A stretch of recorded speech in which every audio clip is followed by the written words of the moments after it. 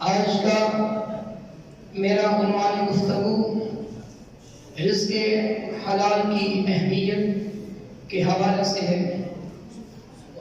دوران خطبہ جو آیت مقدسہ پڑھنے کا شرف حاصل ہوا، 18واں پارہ سورہ المؤمنون آیت نمبر 51 ہے۔ اللہ کریم نے ارشاد فرمایا، یا ایھا الرسول، اے رسولو، کلوا من الطیبات، پاکیزہ چیزوں میں سے کھاؤ، واعملوا صالحا، اور اعمال صالحہ کرو، انی بما تعملون علیم، بے شک جو کچھ تم عمل کرتے ہو میں خدا اس کو جاننے والا ہوں۔ تو رزق حلال اور اعمال صالح کا حکم اللہ رب العزت نے اپنے تمام رسولوں کو ارشاد فرمایا۔ اب اس کے دو مقصد ہیں۔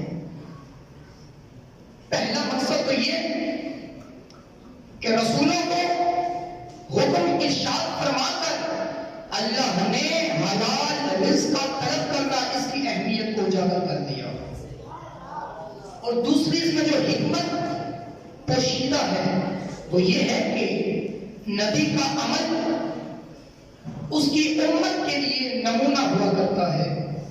تو جب امتی اپنے نبی کا عمل دیکھے گی تو اس کے اندر بھی شوق عمل پیدا ہو جائے گا۔ نبی پاک علیہ السلام نے ارشاد فرمایا کہ اللہ پاک ہے اور پاک چیزوں کے علاوہ وہ کوئی شے پسند نہیں فرماتا۔ اور پھر خدا کی بندگی اور اس کی اطاعت و فرمانبرداری میں رزق حلال کو بڑی اہمیت حاصل ہے، مگر افسوس کہ لوگ حلال و حرام میں فرق کیے بغیر اپنی زندگی گزار رہے ہیں۔ نبی پاک علیہ السلام نے فرمایا، جناب ابو ہریرہ حدیث پاک کے راوی ہیں، بخاری شریف کی حدیث ہے، میرے آقا نے فرمایا، یأتی علی الناس زمان لا یبالی المرء ما اخذ منه امن الحلال ام من الحرام، او کما قال النبی علیہ الصلوۃ والسلام۔ میرے آقا نے فرمایا کہ لوگوں پر ایک ایسا وقت آئے گا کہ آدمی اس چیز کی پرواہ نہ کرے گا کہ وہ حلال کھا رہا ہے یا پھر حرام کھا رہا ہے۔ اور پھر یاد رکھیے کہ انسان جو بھی غذا وہ اپنے حلق سے اتارتا ہے، اور جب وہ غذا حلق کے ذریعے اس کے جسم میں داخل ہوتی ہے تو وہ خون کی شکل اختیار کر لیتی ہے، اور پھر خون وہ اس کی رگوں میں دوڑتا ہے، اور جو شخص حرام غذا کا استعمال کرتا ہے، یاد رکھنا وہ کبھی بھی اعمال صالحہ نہیں کر سکتا، اس لیے کہ اس کی رگوں میں دوڑنے والا جو خون ہے اس کی جو نشو و نما ہے وہ حرام طریقے سے ہوئی ہے۔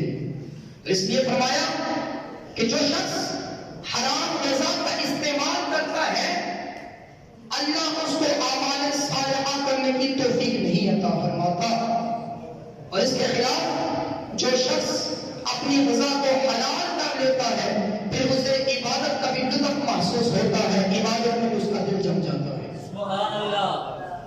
اور فرمایا کہ جس طرح حرام غذا کے ذریعے دلوں میں تاریکی اور اندھیرا پیدا ہوتا ہے، اسی طرح جو شخص حلال غذا استعمال کرتا ہے اللہ تعالیٰ اس کے دل کو نور سے بھرپور فرما دیتا ہے۔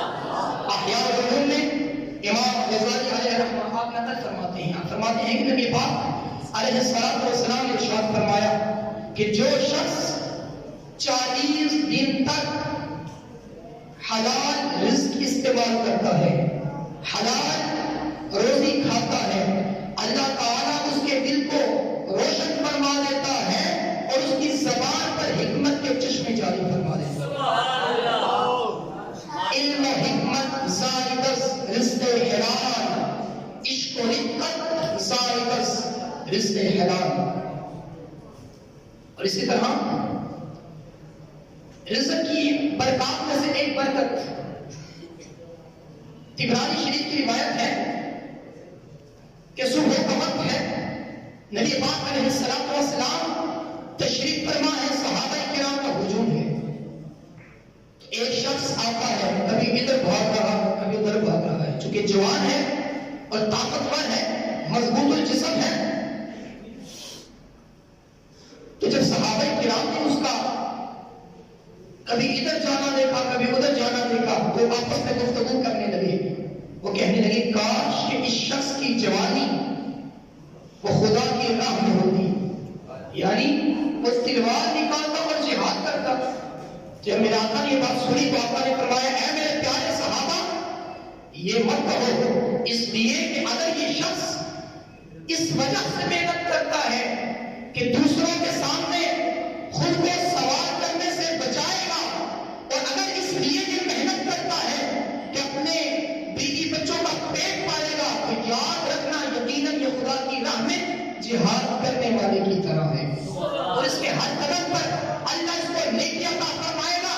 اور بڑی خوبصورت بات جو میرے آقا کی زبان عقل سے ہمیں عطا ہوئی، آقا نے فرمایا کل قیامت کے دن یہ اس حال میں اپنے اللہ سے ملاقات کرے گا کہ اس کا چہرہ چودھری کے چاند کی طرح منور نظر آئے گا۔ کتنی بڑی شان ہے، کتنی بڑی عظمت ہے۔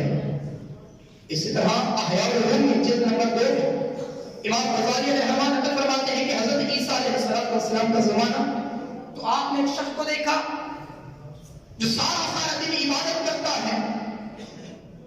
آپ نے فرمایا اے بندہ خدا تجھے میں دیکھتا ہوں سارا دن عبادت میں مشغول رہتا ہے، ذرا یہ تو بتا کہ تجھے کھلاتا پلاتا کون ہے، تیری کفالت کون کرتا ہے؟ وہ کہنے لگا کہ میرا بھائی وہ سارا دن محنت اور مزدوری کرتا ہے اور پھر جو روزی حلال کماتا ہے اس میں سے پھر مجھے کھلاتا ہے۔ حضرت عیسیٰ علیہ السلام آپ نے فرمایا یاد رکھنا کہ تجھ سے بڑا عبادت گزار وہ تیرا بھائی ہے کہ جس کی وجہ سے آج تو عبادت میں مصروف ہے۔ اگر وہ تجھے کما کر نہ کھلائے گا تو یہ بتا تو عبادت کیسے کر سکتا ہے؟ لہذا معلوم ہوا کہ رزق حلال کا طلب کرنا یہ بھی خدا کے ہاتھ عبادت کا معیار رکھتا ہے۔ اور اسی طرح مسلم شریف کی روایت ہے نبی پاک علیہ السلام نے ایک شخص کا ذکر فرمایا ایک شخص ہے جو طویل سفر کرتا ہے اور سفر کی وجہ سے اس کا جسم، اس کا لباس اور اس کے بال بے غبار آلود ہو جاتے ہیں، اور سفر کرنے کے بعد جب وہ تھک جاتا ہے اپنے ہاتھوں کو بلند کرتا ہے اور خدا کی بارگاہ میں دعا کرتا ہے یا ربی یا ربی، یعنی وہ دعا کر رہا ہے کہ اے میرے اللہ میری مشکلات کو آسان فرما، میرے رزق کو وسیع فرما دے اور مجھے اپنا قرب عطا فرما دے، اپنی نیکیوں میں میرے دل کو جما دے۔ لیکن میرے آقا نے فرمایا ایک طرف تو وہ بڑا آہوازی کے ساتھ دعا میں مصروف ہے، لیکن اس نے جو کھانا کھایا ہے وہ بھی حرام ہے، اس نے جو پانی پیا ہے وہ بھی حرام ہے، اس نے جس لباس سے اپنے جسم کو سجایا ہے اس کا وہ لباس حرام ہے، اب یہ ساری چیزیں حرام ہے۔ بتاؤ اللہ اس کی دعا کو کیسے قبول فرمائے گا؟ اللہ اس کی دعا کو کبھی قبول نہ فرمائے۔ اور اسی کے دوسری طرف حضرت صاحب بن وقاص رضی اللہ تعالی عنہ حاضر خدمت ہوئے، عرض کرتے ہیں یا رسول اللہ دعا فرمائیے۔ آقا نے فرمایا کیا دعا کروں؟ عرض کرتے ہیں ادعو اللہ ان یجعلنی مستجاب الدعوات، کریم آقا دعا فرمائے کہ اللہ مجھے مستجاب الدعوات بنا دے۔ آقا نے فرمایا یا ساتھ اگر تو یہ چاہتا ہے کہ تیری دعا قبول ہو جائے تو پھر یہ وظیفہ اپنی زندگی میں شامل کر لے۔ عرض کی آقا وہ کیا وظیفہ ہے؟ میرے آقا نے فرمایا اقم مطعمک تکن مستجاب الدعوات، اے ساتھ اپنے اوپر لقمہ حلال کو لازم کر لے، اللہ تیری ہر دعا کو قبول فرما دے گا۔ معلوم ہوا کہ رزق حلال وہ ساری عبادتوں کی اصل ہے۔ اگر ذرہ برابر بھی انسان کے جسم میں لقمہ حرام داخل ہو گیا تو ساری زندگی کی عبادت وہ ضائع چلی جاتی ہے۔ بارگاہ رب العزت میں التجا ہے کہ اللہ رب العزت ہم سب کو رزق حلال کھانے اور کھلانے کی توفیق عطا فرمائے۔ وآخر دعوانا الحمدللہ۔